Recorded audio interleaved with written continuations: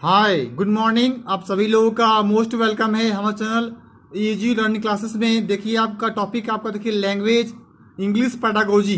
ये देखिए आपका सीटेट, जेटेट, एसटेट, एमटेट मतलब कोई भी एग्जाम में आपको इंग्लिश पेडागोजी से क्वेश्चन जो है 15 क्वेश्चन पूछता ही है। देखिए लैंग्वेज चैप्टर से आपको देखिए पार्ट 1 बना रहे हैं वीडियो हम। जो भी जितने भी एमसीक्यू मोस्ट इंपॉर्टेंट जितने भी एमसीक्यू हैं वो आपके सामने हम लेके आए हैं। हम चाहते हैं कि वीडियो को आप शुरू से लेकर लास्ट तक अवश्य बात करें। बहुत कुछ समझ के आपको एक बार में हर आपको एमसीक्यू समझ में आ जाएगा और याद भी हो जाएगा। आइए हम समझाते हैं आपको डिस्क्राइब तरीके से। देखिए फर्स्ट क्वेश्चन है, which of the following is a prerequisite to learning a language. इनमें से कौन सा जो है prerequisite to learning a language मतलब पूर्वापेक्षा सीखने के पहले भाषा को किस चीज को सीखना चाहिए, उनमें से कौन सा होगा। अगर आपको वीडियो हमारा अच्छा लगे वीडियो को लाइक करके दूसरे को शेयर अवश्य कर दें। अगर चैनल में फर्स्ट टाइम विजिट कर रहे हैं सब्सक्राइब करके बेल आइकन अवश्य करें। जितने भी लोग एग्जाम का प्रिपरेशन कर रहे हैं टीचर का पेडागोजी का क्वेश्चन अवश्य हमारा देख लें, कहीं न कहीं उनको इंपॉर्टेंट फायदा हो जाएगा। देखिए यहाँ पे है ए ऑप्शन, देखिए आपका है मोटिवेशन, नंबर बी देखिए हैबिट फॉर्मेशन, नंबर सी देखिए इमिटेशन और नंबर डी देखिए है ऑरल अप्रोच। बताना है कौन सा इसमें जो है prerequisite to learning a language बताता है पूर्वापेक्षा के बारे में। सबसे पहले देखिए आपको लैंग्वेज सीखने के पहले आपको मोटिवेशन अभिप्रेरणा करना बहुत जरूरी होता है। किसी को मोटिवेट करके ही किसी चीज को भाषा को आप इजी रूप में सिखा सकते हैं। यहाँ पे देखिए आपका ऑप्शन नंबर ए यहाँ पे आपका करेक्ट आंसर हो जाएगा, ए मोटिवेशन। आइए बढ़ते क्वेश्चन नंबर 2 की ओर। फॉर इंग्लिश, इंग्लिश के देखिए as a second language, English को सेकेंड लैंग्वेज के रूप में जाना जाता है। The principle of habit formation means. बताना देखिए हैबिट फॉर्मेशन का मतलब जो है प्रिंसिपल सिद्धांत के रूप में क्या कहते हैं। ध्यान दीजिएगा, देखिए एग्जाम में एक क्वेश्चन ये भी आता है, इंग्लिश को क्या कहा जाता है, कहिएगा English as a second language, second language के रूप में इंग्लिश को जाना जाता है। देखिए फर्स्ट ऑप्शन आपका है forming habits of speech, listening, reading and writing. कहता है कि फॉर्मिंग हैबिट्स आदत होना चाहिए स्पीच कोई चीज का बोलने का, लिसनिंग सुनना, रीडिंग पढ़ना, राइटिंग लिखना। ऑप्शन देखिए सेकंड आपका है forming habits of correct spellings. क्या होना चाहिए हैबिट लोगों को बनाना चाहिए शुद्ध स्पेलिंग पढ़ने का एंड प्रोनाउंसिएशन उच्चारण सही करने का। नंबर देखिए थर्ड ऑप्शन है forming habits of reading other books, और लोगों को यही बनाना चाहिए हैबिट आदत कि दूसरे जितनी भी किताब हैं उन लोगों की आप पढ़ने का हैबिट बनाएं, आदत बनाएं। देखिए क्या कहता है, which of the above statements are correct. इनमें से कौन सा जो स्टेटमेंट आपका क्या है वो करेक्ट है, वो सही होगा। देखिए ए ओनली वन, क्या सिर्फ है स्पीच लिसनिंग रीडिंग चाहिए। ऑप्शन देखिए बी है 2 3, ऑप्शन देखिए सी है 1 2 3, ऑप्शन देखिए डी है 2 ओनली। देखिए ध्यान समझिए, क्वेश्चन कहता है कि इंग्लिश सेकेंड लैंग्वेज है वो कौन सा हैबिट होना चाहिए। ध्यान दीजिएगा इंग्लिश हैबिट के लिए आपको स्पीच बोलना सुनना भी स्ट्रॉन्ग होना चाहिए, रीडिंग पढ़ना राइटिंग के लिए। साथ साथ देखिए ऑप्शन नंबर 2 आपका है फॉर्मिंग हैबिट, क्या है करेक्ट स्पेलिंग्स एंड प्रोनाउंसिएशन। किसी भी जब स्पेलिंग को पढ़ते हैं हम इंग्लिश में करेक्ट शुद्ध पढ़ें और प्रोनाउंसिएशन उसका उच्चारण भी आप सही करें। और देखिए है forming habits of reading and other books, और अलग अदर बुक्स का भी अब आप हैबिट बनाएं। तो यहाँ पे देखिए तीनों ऑप्शन आपको करेक्ट दिखाई पड़ रहा है। इसका मतलब 2 का ऑप्शन नंबर सी यहाँ पे आपका करेक्ट आंसर हो जाएगा।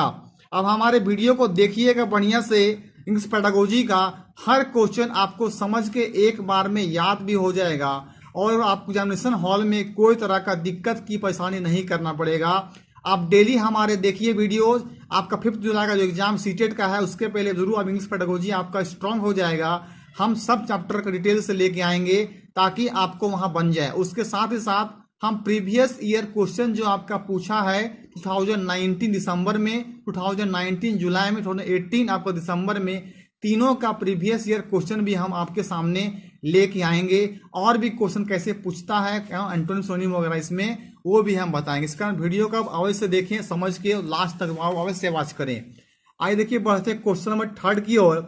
विच of the following follows the principle of psychological to logical. ध्यान दीजिएगा, इनमें से कौन सा प्रिंसिपल जो है फॉलो करता है साइकोलॉजिकल टू लॉजिकल की तरफ, मतलब मनोवैज्ञानिक से तार्किक की ओर ले जाता है।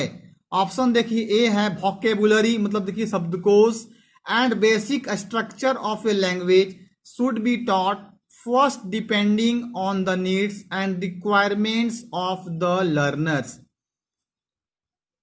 देखिए कहता है कि वोकेबुलरी शब्दकोश होना चाहिए, क्या basic structure of a language should be taught पढ़ानी चाहिए, फर्स्ट डिपेंडिंग सबसे पहला चाहिए कि जरूरत हो किसी चीज को, रिक्वायरमेंट जो आपको है एक लर्नर्स के द्वारा सीखने के द्वारा उस लर्नर्स को रिक्वायरमेंट पूरा हो जाए।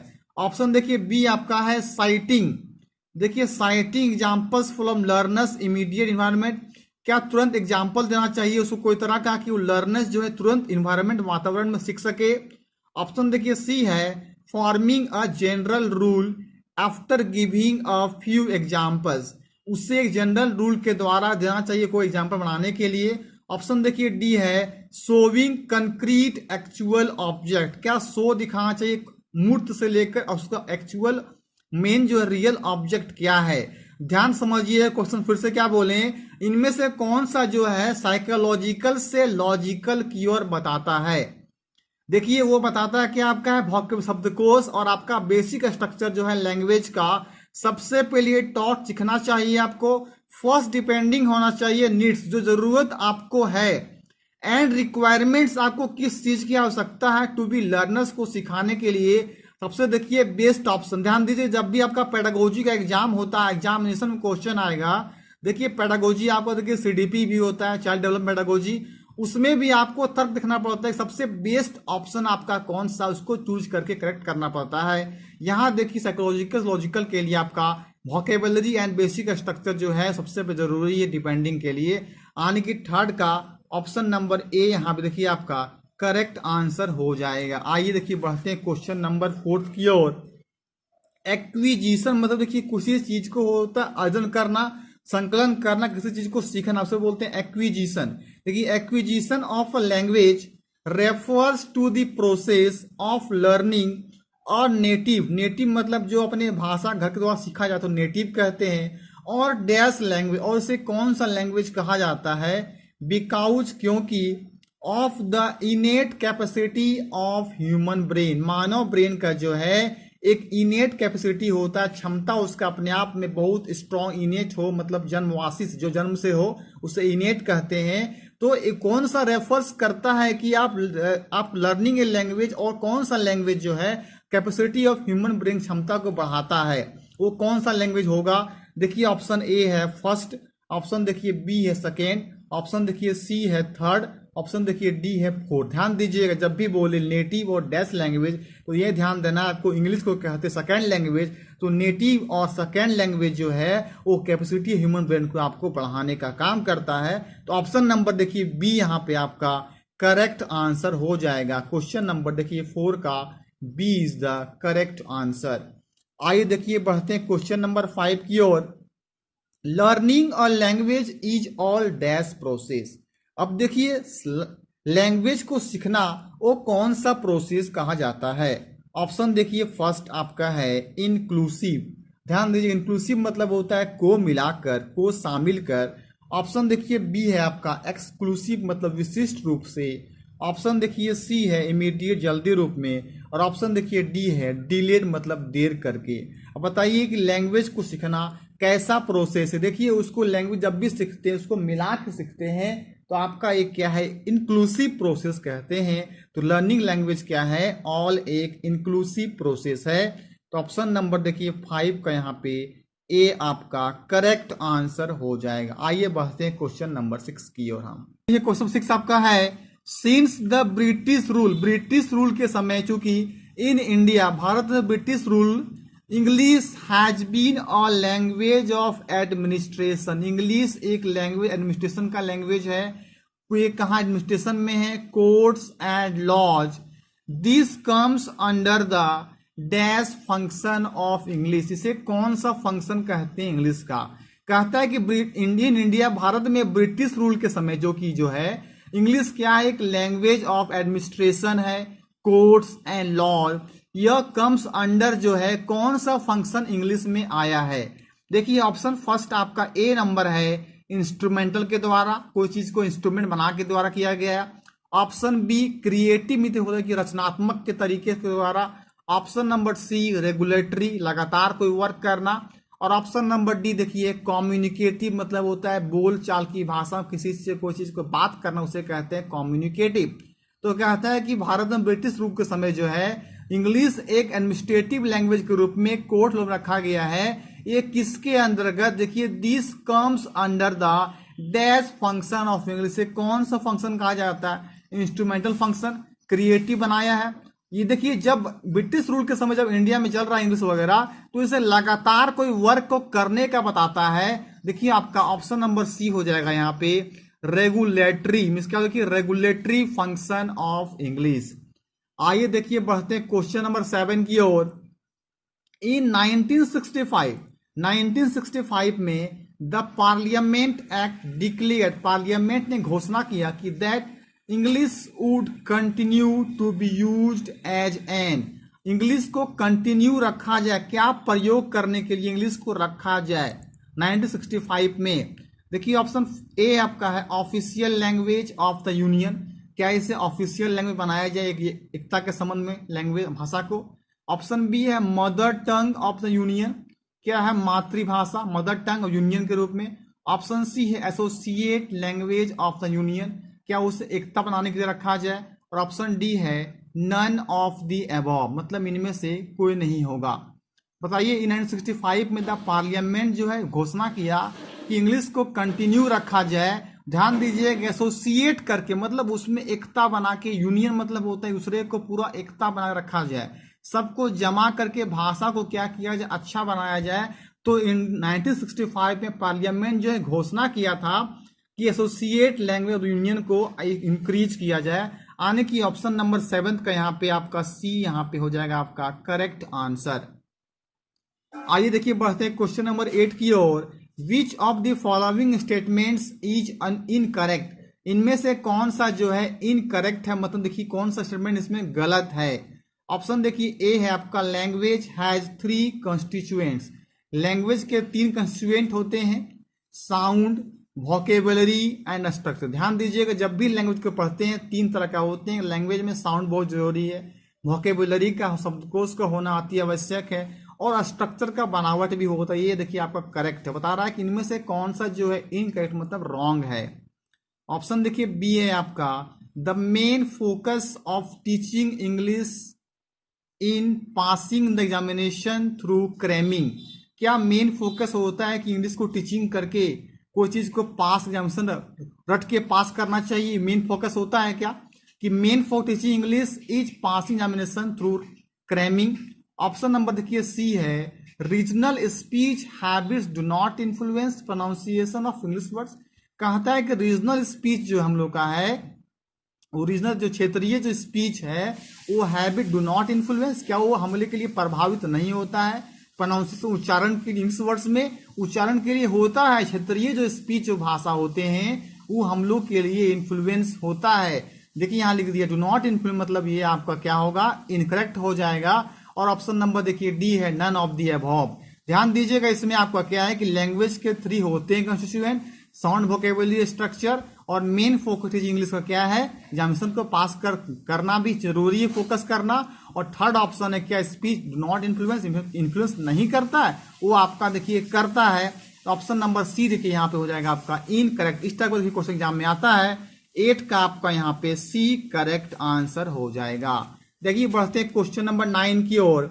The chief aim of the Kothari commission was, देखिए ध्यान दीजिएगा कोठारी कमीशन आया था इंडिया में, उसका मेन जो है उद्देश्य कोठारी कमीशन का क्या था?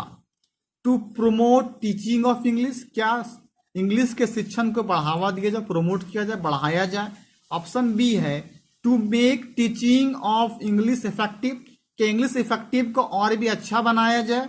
ऑप्शन सी है टू प्रोमोट रीजनल लैंग्वेजेस, क्या जो जितनी क्षेत्रीय भाषा है उसको प्रमोट किया जाए, बढ़ाया जाए। कि ऑप्शन नंबर देखिए डी है to promote multilingualism and national harmony. क्या देखिए यहाँ पर वर्ड एक आया, देखिए मल्टीलिंगुअलिज्म, देखिए इसका मतलब होता है आपका एक साथ बहुत सारे भाषा का मत होना, बहुत सारे भाषा का मिलावट होना, उसे कहते हैं मल्टीलिंगुअलिज्म। और नेशनल हार्मोनी, राष्ट्रीय सौहार्द आने की, हार्मोनी अच्छा बनाए रखना। देखिए कोठारी कमीशन का मेन उद्देश्य था कि प्रमोट किया जाए मल्टीलिंगुअलिज्म और नेशनल हार्मोनी को। आनी देखिए ऑप्शन नंबर डी यहाँ पे क्या है आपका करेक्ट आंसर हो जाएगा। आइए देखिए बढ़ते क्वेश्चन नंबर 10 की ओर। Which one of the following is not a language, ध्यान देके बोले हैं which one of the following is not a language component, इनमें से कौन सा एक लैंग्वेज कंपोनेंट नहीं है, मींस लैंग्वेज के अंतर्गत नहीं आता है। ऑप्शन देखिए आपका ए है स्ट्रक्चर, देखिए लैंग्वेज में स्ट्रक्चर का बहुत इंपॉर्टेंट आवश्यक होता है। देखिए ऑप्शन बी साउंड, साउंड का देखिए बहुत इंपॉर्टेंट है। ऑप्शन देखिए स्क्रिप्ट का लैंग्वेज को लिपि की आवश्यकता होती है क्या। और ऑप्शन नंबर डी देखिए वोकैबुलरी मीन्स शब्दकोश का अति महत्वपूर्ण होता है हमारे लैंग्वेज में। यहाँ पर कहता है कौन लैंग्वेज के कंपोनेंट नहीं है, तो देखिए आपका ऑप्शन नंबर सी यहाँ पे ध्यान दीजिएगा, स्क्रिप्ट का कोई आवश्यकता नहीं होता है लैंग्वेज के कंपोनेंट। लैंग्वेज को बढ़ाने के लिए कोई चीज का बनावट स्ट्रक्चर का मोस्ट इंपॉर्टेंट है, साउंड का होना जरूरी है, वोकैबुलरी शब्दकोश का होना जरूरी है, पर स्क्रिप्ट लिपि का होना कोई अति आवश्यक नहीं है।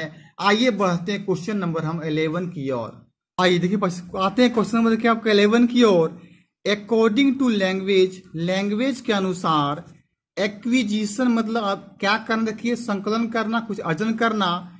Acquisition theory when there is a lack of sufficient information, क्या पर्याप्त इंफॉर्मेशन का कमी हो जाती है। In the language input there is universal grammar that applies to you to all, क्या यूनिवर्सल ग्रामर में हम किस चीज का अप्लाई कर, ध्यान समझिए क्वेश्चन को पहले देखिएगा आप।